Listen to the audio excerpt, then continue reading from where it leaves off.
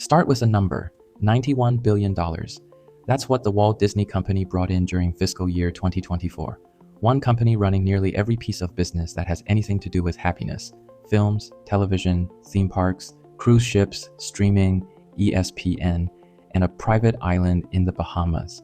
Its parks host over 100 million visitors a year. Its streaming platform has 230 million subscribers. Its cruise fleet is expanding to 13 ships by 2031. All of it traces back to a young man who had just gone bankrupt, riding a train, sketching a mouse. What I want to talk about today is the machinery in between, the precision engine that turns dreams and joy into cash, how it works, how it stalls, and how it restarts. Welcome to Zenith Massif. I am Lou. You can think of us as a concierge for new perspectives, the stories and adventures hidden in plain sight, and the kind of unrefined taste that doubles as an investment. Most people think of Disney and picture Mickey Mouse, a castle, fireworks. That's accurate. It's also just the surface. The Walt Disney Company today runs 4 major business segments. Disney Entertainment covers film production, animation, ABC, the Disney Channel, National Geographic, FX, and the streaming platforms Disney Plus and Hulu. ESPN operates as its own sports media empire. At its peak, ESPN had over 100 million cable subscribers in the US. That number has come down with the decline of cable, but ESPN's brand and rights portfolio remain among the most valuable in global sports media. In 2024, ESPN announced a new streaming venture with Fox and Warner Brothers. The company is actively re-architecting itself for what comes next. Disney Experiences covers 6 theme park resort complexes worldwide and the cruise business. In fiscal 2024, this segment generated nearly 60% of the company's total operating profit. The parks are the real cash engine of the whole empire, which surprises people because Disney reads more like an entertainment company than what it actually is, which is an experience company. Content sales and licensing sells Disney's IP into merchandise, toys, and games. Licensing alone runs to several $billion a year. 4 segments, $91 billion. Before going further, one concept worth understanding: the Disney flywheel. Disney's business model runs on a self-reinforcing loop. A great film or show creates an audience. That audience wants to get closer to the characters, so they go to the parks. At the parks, they buy merchandise. They go home and subscribe to the streaming service. Then they come back with their kids. The loop continues. Every part of the system strengthens every other part. Pirates of the Caribbean was a ride before it was a movie. When the film came out, the queue at the park multiplied. The new fans the movie generated went back to ride it again. In the other direction, Marvel's films brought audiences who eventually walked into Avengers Campus at the parks, which posted some of the highest attendance numbers since it opened. IP drives the parks reinforce the IP. That loop is Disney's deepest competitive advantage. Walt Disney died in 1966. The system he built kept running for decades after he was gone. Before getting to the recent history, I want to stay on one film: Cinderella, 1950. World War II had just ended, and Disney's finances were in bad shape. During the war, the government had conscripted the studio for propaganda work, which squeezed the resources available for commercial films and left the company carrying serious debt. A lot of people inside the company thought the right move was to produce smaller short films, steady revenue, lower risk. Walt said no, he wanted a feature, a real feature. Cinderella was the bet. Production cost $2.7 million, roughly $34 million in today's dollars. The fate of the entire company was riding on it. If it failed, Disney probably didn't survive. It didn't fail. Worldwide gross, $85 million, 31 times the cost. That money paid for the land in California, the land that became Disneyland. The Academy gave Disney 8 honorary Oscars for it, 1 for Cinderella herself and 7 more for each of the dwarfs. Walt's logic was plant a world inside the audience's imagination through film, then build that world in reality and let people walk into it. When you walk into Disneyland and see Cinderella's castle, that castle has already existed in your mind for years. The park is just where the memory and love lands. The late 1980s through the 90s saw Disney animation find its power again. The Little Mermaid in '89, Beauty and the Beast in '91, Aladdin in '92, The Lion King in '94, Mulan in '98. Every one of those was a cultural event. The Lion King alone grossed $987 million globally and was the highest grossing film of 1994. These weren't just movies, they were fuel for the flywheel. Each success brought a new wave of children into the parks. a new wave of parents buying merchandise, a new wave of anticipation for whatever came next. I was 12 years old the first time I walked into Disneyland, a cultural exchange trip. That night I remember clearly. When the lights dropped, Main Street turned into something else entirely. The floats came out, covered in more than 600,000 LED lights, and Baroque hoedown, that synthesizer melody that's been playing since 1972, poured in from every direction. Millions of children across decades watching the same lights move down the same street to the same song. Then the fireworks. The sky behind the castle opened up, each explosion timed to music. Every melody that had made people cry in a movie theater, now detonating overhead in light. I was 12 on a school trip, no family around, but what I felt in that moment was something deep and shared. A few thousand people standing on Main Street, from wherever they come from, all in the same place at the same time. That's not an accident. Disney has researched how to touch people emotionally. What musical frequencies, what changes in light, what rhythms in sound, bypass the rational mind and go directly into emotion. The fireworks show is engineered, precise to the second. Engineered doesn't mean false. The tears are real. The childhood being recalled is real. What Walt Disney did was take the emotions that human beings share and give them a shape, something visible, something felt, something remembered. Walk into Disneyland and you won't find employees or staff. Every single person, the custodian sweeping the street, the performer inside the Mickey costume, the person checking your ticket, is called a cast member. The logic, the entire park is a stage in continuous performance. Guests are the audience. They're also part of the story. Every cast member is performing, and every cast member is responsible for holding the stage together. So a cast member sweeping the street, if he sees a child crying, his job isn't just sweeping. His job includes walking over, crouching down, finding out what's wrong, and doing whatever it takes to make that child happy again. Because a crying child breaks the magic of the stage. Walt said it directly. The whole park is a stage. Anywhere a guest can see is part of the performance. The influence of this idea extends well beyond Disneyland. High-end hospitality, luxury retail, the top-tier hotel groups. A great deal of what they practice today can be traced back to this framework. Aman doesn't use the word staff either. Four Seasons has a similar training philosophy. These things didn't emerge independently. Everyone is a co-creator of the experience. Westworld, HBO, 2016. The show is about a future theme park where the staff are all highly realistic robots called hosts, designed to be nearly indistinguishable from humans. Guests who can afford it enter a Western frontier setting and do whatever they want to the hosts, who run on scripted loops, repeating the same story cycles endlessly. While I was watching Westworld, one thought kept coming back. Disneyland is probably the closest thing in the real world to what that show is describing. Not the dark side of it, the philosophy. You walk in knowing it's fake. Everyone knows it's fake.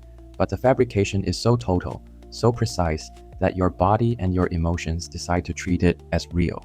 Jonathan Nolan, one of Westworld's creators, said in an interview that when they were conceiving the show, the question they were actually asking was, if Disneyland kept running for decades and the scale was several times larger and the technology was several generations ahead, what would it grow into? Then he said something that stayed with me. He said Disneyland became part of culture because you can bring your grandchild and tell them, your grandfather walked this same path 60 years ago and looked at this same castle. That accumulation of time turns an engineered space into something with real history. Disneyland is entirely artificial. Every brick, every plant, every sound effect was designed. But in the memory of multiple generations, it has become part of actual history. So what exactly is real fake? Disneyland is a fabricated place. What you feel inside it is not fabricated. That's what Disneyland has always been after, manufacturing genuine emotion.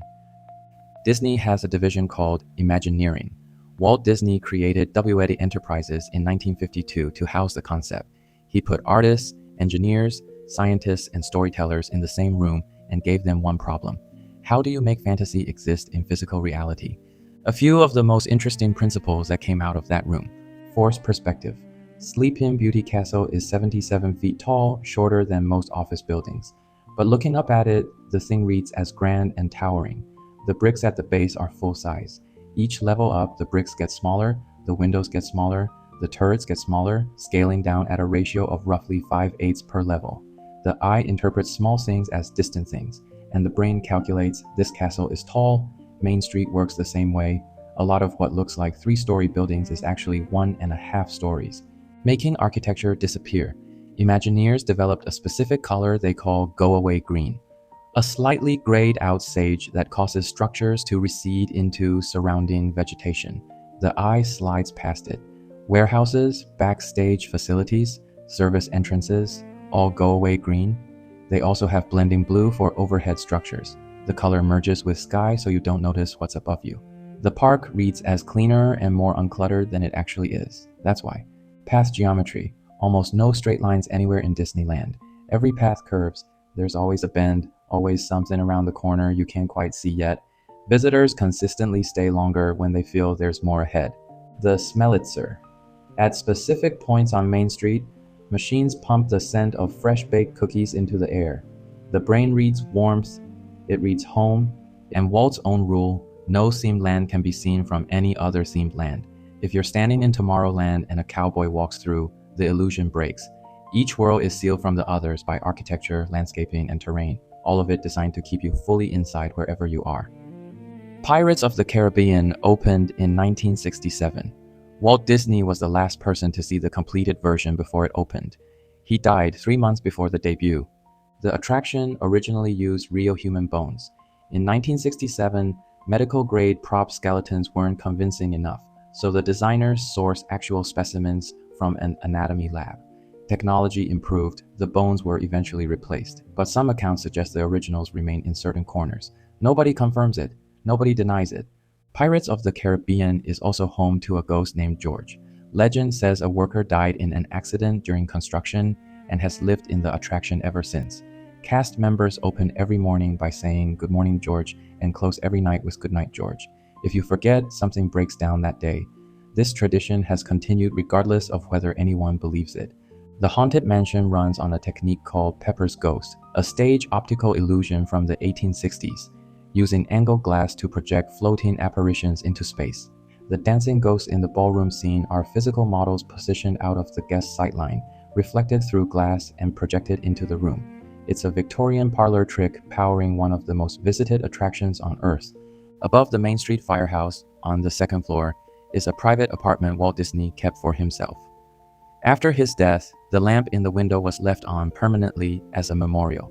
Late-night visitors see the light and imagine Walt's ghost up there. It's just a lamp that's never turned off. But at Disneyland, the line between a light and magic has always been unclear. I went back as an adult, brought friends, and what I found each time was that the place hadn't aged for me. There was always something new, but the core feeling was still there. It's not nostalgia. The park keeps updating itself, always giving every age group a reason to return. One place I keep going back to, New Orleans Square. It has a quality unlike any other part of Disneyland. Cast iron balconies, cobblestone streets, old oaks, jazz drifting from somewhere you can't quite locate. Pirates of the Caribbean is there. Blue Bayou restaurant sits inside a cave, dining under a fake night sky next to a fake bayou. The most convincing place in the entire park to forget you're in a park. New Orleans Square was also the last area Walt Disney directly participated in designing, completed in 1966. He died a few months before it opened.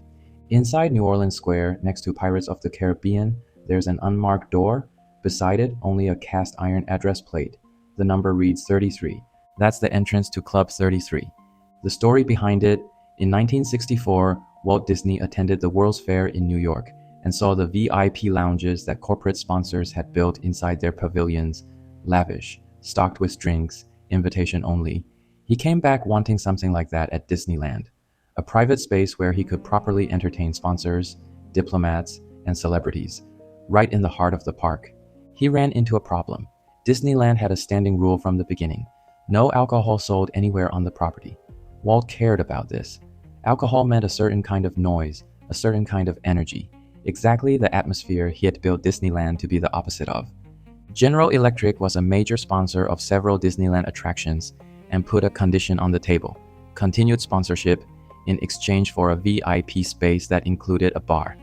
Walt's solution was to design a private members club into the New Orleans Square plans, walled off from the rest of the park, the one place in Disneyland where alcohol was permitted. Club 33 opened in June 1967, 6 months after Walt Disney died. He never walked into the room he designed. Today, initiation fees run between $35,000 and $100,000 depending on membership tier. Annual dues, $15,000 to $30,000. Waitlist, 5 years on the short end. More than a decade is common. Inside, 19th century New Orleans decor, an antique phone booth, the walnut table used in the fairy godmother sequence from Cinderella, antiques collected by Lillian Disney. Every object in that room has a provenance. Club 33 is the pinnacle of the flywheel, the place that makes the people who love this park most willing to pay anything to get closer to the center of it. In 2005, Bob Iger became CEO of the Walt Disney Company. A few weeks into the job, he made a phone call to Steve Jobs. The relationship between Disney and Pixar had deteriorated to near irreparable. Jobs despised Iger's predecessor, Michael Eisner. The two had been publicly antagonistic, and Pixar had announced it would not renew its partnership with Disney when the contract expired. Disney's own animation output in those years had been consistently disappointing. Dinosaur, Brother Bear, Treasure Planet, nothing landed. Iger called Jobs and said, "I've been thinking about both of our futures. Have you ever considered the idea of Disney acquiring Pixar?" That call became one of the most consequential in business history. Jobs agreed. In 2006, Disney acquired Pixar for $7.4 billion. At the time, plenty of people said it was too much. Was Pixar's story library, its technology, its creative talent worth $7.4 billion? Looking back now, it's one of the most efficient acquisitions ever made. Under Disney, Pixar produced Up, Inside Out, the Toy Story sequels. The global box office on those films alone exceeded the acquisition price many times over. And more importantly, the talent and culture Pixar brought in reshaped Disney animation itself. Frozen, 2013, $1.28 billion worldwide, was a direct product of that transformation. Jobs, in the deal, became Disney's largest individual shareholder, roughly 7%. By the time he died in 2011, that position had grown significantly in value. Iger later said, "I told Jobs that Disney would be saved by Pixar and we'd all live happily ever after." 2009, Marvel, $4 billion. The Marvel Cinematic Universe has now generated over $30 billion in total worldwide box office. Avengers Endgame alone, $2.79 billion. 2012, Lucasfilm, $4 billion. George Lucas said he was ready to retire. Iger told him Disney could keep Star Wars alive. Lucas agreed. The subsequent films plus The Mandalorian and Andor, analysts estimate the IP's contribution to Disney's value at north of $40 billion. 3 acquisitions. Total outlay under $12 billion. 3 content engines that now define the entire company. During Iger's tenure, Disney's market cap went from $56 billion to $231 billion, over 400%. I want to spend a moment on George Lucas and the thing it made possible, because what came out of that $4 billion is one of the most ambitious things Disney has ever built. In 2019, Star Wars Galaxy's Edge opened at Disneyland. 14 acres, the largest single-themed land in the history of Disney parks. The scale isn't even the point. The point is that it isn't a Star Wars-themed area. It's a planet. The planet is called Batuu, created from scratch by Lucasfilm designers and Disney Imagineers specifically for this space. Batuu had never appeared in any film before this. It exists only on those 14 acres. Budget, over $1 billion. Walk in and the stone pavement is fabricated to match construction materials from the films. The shapes of the trees are pulled from movie concept art. The restaurant food has backstory rooted in the Star Wars universe. Cast members don't say good morning, they say bright suns, the morning greeting on Batuu. There's a place called Savi's Workshop where you pay $200, spend 45 minutes, and hand build your own lightsaber, choosing your crystal, choosing your hilt style, a ritual that has a beginning, middle, and end. There's the Droid Depot, $100, assemble your own droid. And then in that fully immersive environment, you walk toward the Millennium Falcon, actual scale, exactly as it appears on screen, right down to the scratches and decals on the hull, restored from the production props.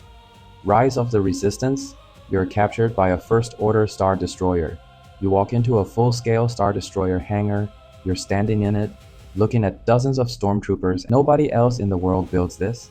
The level of commitment to letting you actually inhabit the story rather than watch it, that's Disney operating at a capability nobody else has. The reason Disney spent $4 billion on Lucasfilm in 2012 wasn't just to acquire the rights to a few films. They were buying a universe they could build in the physical world. Next to Disneyland, there's a park called Disney California Adventure. It opened in February 2001 and almost immediately ran into trouble. The logic behind it was sound. Disney World in Florida ran a resort model, multiple parks, multiple hotels, keeping guests on property for several days, capturing all of their food, lodging, and entertainment spending. Disneyland had only one park. Hard to keep people longer than a day or two. The solution? Build a second park on the parking lot right next door. Land Walt had already purchased decades earlier and left sitting as asphalt. In 1995, Disney's leadership settled on the scene. California itself. Hollywood, the beach, wine country, racing culture, a celebration of everything the state represents, designed for visitors who might not have time to travel around California and wanted to see the highlights in one place. The concept had a fatal flaw. What does a Californian see when they walk in? A shrunken, sanitized version of the state they live in, while the actual California is a few miles away in every direction. Why come here for the imitation when the original is right outside? The reviews were bad. Guests said it felt cheap, like something that had been rushed out. Short lines, not because the rides were efficient, but because there weren't enough attractions, and the ones that existed didn't justify waiting. Disney did something most companies won't do, admitted the mistake, then spent seriously to fix it. 2007, Disney announced a 5-year, $1.1 billion overhaul of California Adventure. The centerpiece of that renovation, Cars Land in 2012, a full physical recreation of Radiator Springs from the Pixar film, set inside real sculpted canyon walls and architecture. Walk into Cars Land and you're standing in the canyon, looking at the neon-lit filling station, the diner, the rock formations. Cars Land was the turning point. It gave the park a reason to exist. After Marvel and Lucasfilm came in, Avengers Campus now sits inside California Adventure. Marvel characters appear live in the area, Spider-Man swings between buildings, there are interactive missions built into the environment. The campus keeps expanding, taking over more square footage. The Disneyland Resort sits on roughly 489 acres in Orange County. Strip out the hotels, parking structures, and downtown Disney, and the actual usable park land is extremely constrained. The resort is boxed in by freeways and city. There's no room to expand outward the way Disney World can in Florida. But inside those constraints, Galaxy's Edge pushed 14 acres into one corner. Avengers Campus keeps growing. Old attractions get rethemed, slotted into new IP. Indiana Jones gets renovated. Splash Mountain becomes a Princess and the Frog experience. Existing land gets reallocated. That limitation, in a way, became generative. Because there's no room to add, the only move is to replace, continuously swapping the old for new, keeping the park in motion, giving people something different every time they return. That strategy, paired with the $60 billion investment plan, is a statement. Disneyland does not intend to coast on a castle. It intends to keep evolving. One more thing about California Adventure, and I think it's one of the smartest individual decisions the resort has made. Paradise Bay, a 3.5-acre artificial lake, at night becomes a completely different space. World of Color, which opened in 2010, uses 1,200 high-pressure fountains in the lake bed, capable of shooting water columns 60 meters into the air, higher than the Ferris wheel nearby. A 380-foot water mist screen receives projected imagery from multiple projectors simultaneously. The effect is image and water coexisting, which no conventional screen can achieve. Add synchronized flame jets, lasers, and fog. The whole infrastructure cost $175 million to build and 15 months to install. The hardware is fixed, permanently installed in the lake bed. It doesn't get dismantled, but the content running on it can be swapped every few months. From 2010 to now, World of Color has run more than half a dozen distinct versions. The original, Winter Dreams for Christmas, when Frozen had just opened and Elsa went straight into the water screen, Celebrate. For Disneyland's 60th anniversary, with Neil Patrick Harris narrating, Villainous. For Halloween featuring every Disney villain, a roller coaster is built once. Unless you have the budget and timeline to tear it out and rebuild it, which Disney does occasionally, and those projects run months and tens of millions of dollars. World of Color doesn't work that way. The lake doesn't close. Swap a new show in, rehearse it, and it's live. New film release, there's a tie-in version, Christmas, winter theme. Halloween, villain theme. Centennial anniversary, celebration version. Same lake, same equipment. New reason to come back every few months. This is a very pragmatic business logic. One, capital investment, perpetually reloaded with new content life cycles. Infrastructure and content separated. The infrastructure pays for itself once. The content keeps working indefinitely. In 1985, Disney began licensing its characters to Premier Cruise Line. Mickey Mouse decorations on someone else's ships, a bit of Disney feeling for family travelers. The contract ran until 1992, and then Disney made a decision. Forget it. We're building our own ships. That was a significant bet in the cruise industry of the early 90s. The industry had never been built around families. It ran on adults, on vacations anchored by casinos and bars. An entertainment company with no maritime background announcing it was entering the shipbuilding business was not met with enthusiasm by the people already in it. 1997, Disney contracted with Italian shipbuilder Fincantieri for its first vessel, the Disney Magic. First sailing July 30th, 1998. The design process is worth knowing. Disney's designers went back and studied ocean liners from the 1920s and 30s. The Gilded Age ships, the round funnels, the long hulls, the Art Deco detailing. Then they grafted that nostalgic exterior onto all the technology and infrastructure of a modern cruise ship. Deep blue hull, red funnels, that color combination is instantly identifiable in any port. When the initial design went to the board thought the funnels were too small. The designers scaled them up. Then they realized the interior of those large funnels was hollow. Modern exhaust systems don't need that volume. The oversized funnels are purely decorative. They exist to make the ship look like a 1930s ocean liner. And those two funnels, one houses a restaurant, the other a suite of adult venues including a theme bar and a soft-serve ice cream station, open 24 hours. By end of 2024, 8 ships, target for 2031, 13. The cruise segment is now the fastest growing part of Disney's business. Nearly half of 2026 sailings were already booked. Castaway Cay. In 1996, Disney signed a 99-year lease from the Bahamian government on an island called Gorda Cay, valid through 2096. Before Disney arrived, the island had a history worth knowing. In the 1930s, it served as a Prohibition-era rum-running way station. From 1978 to 1983, a man named Frank Barber occupied the island and used its airstrip to service drug trafficking. He was eventually arrested, and the island reverted to the Bahamian government. Disney spent $25 million and 18 months converting it into Castaway Cay. They trucked in 50,000 loads of sand from the Atlantic floor. They dredged and rebuilt a 1,700-foot channel into the harbor so Disney ships could dock directly alongside the island. No tendering, no small boats. Guests walk off the ship and they're on the island. That detail is very Disney, controlling the quality of the disembarkation. Of the island's 1,000 acres, only 55 are developed, the rest stays wild. Every person on Castaway Cay on any given day arrived on a Disney ship. No other cruise lines, no outside visitors. The island is exclusively yours. In 2024, Disney opened a second private island destination in the Bahamas, Lookout Cay at Lighthouse Point on the island of Eleuthera. November 12, 2019. Disney Plus goes live. Day 1. 10 million subscribers. 3 months later, 50 million. Disney had projected 5 years to reach that number. They got there in 90 days. The streaming industry reassessed what Disney's content library was actually worth.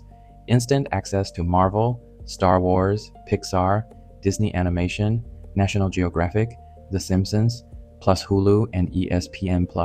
The depth of that catalog was unreplicable by any new entrant on any realistic timeline. Peak Disney Plus Hulu plus ESPN Plus combined for over 230 million global subscribers. Then the problem arrived. In the years around Disney Plus's launch, the company burned significant capital chasing subscriber growth.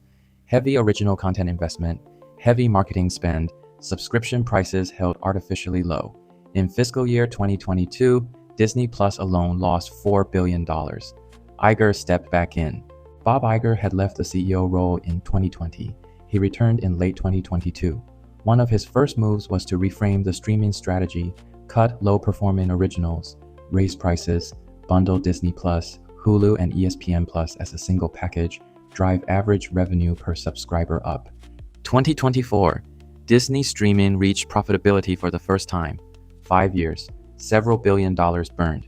Disney Plus now has 131.6 million paid subscribers, the third largest streaming platform in the world, behind Amazon Prime Video and Netflix. On May 7th, 2025, Disney announced something: a new theme park in Abu Dhabi on Yas Island. This is Disney's first entirely new park since Shanghai Disney opened in 2016, their first park in the Middle East, the seventh resort complex in the portfolio. The location rationale is straightforward.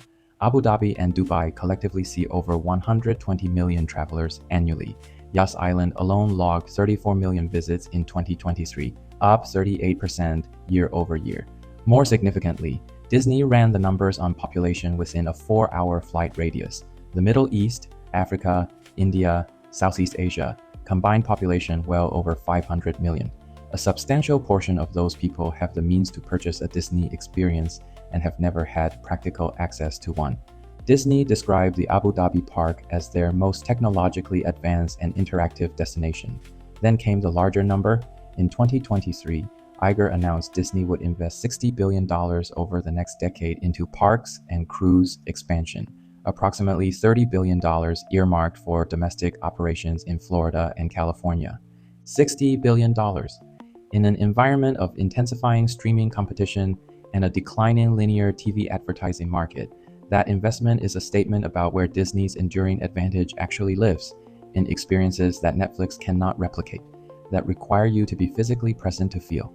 The parks generate nearly 60% of the company's operating profit. The cruise business is growing faster than any other segment. The $91 billion empire sits on its firmest ground in the places where people stand under fireworks and cry. A lot of ground covered today. How one animated film about a girl and a glass slipper pulled a bankrupt company back from the edge and bought the land that became Disneyland. The phone call Bob Iger made to Steve Jobs that reloaded the whole machine. And a new park going up right now in Abu Dhabi for the 500 million people within a 4-hour flight who haven't been yet. Walt Disney started all of this with a mouse. Do you remember the first Disney movie you watched? Leave a comment and let us know, or find us on Substack where we go deeper.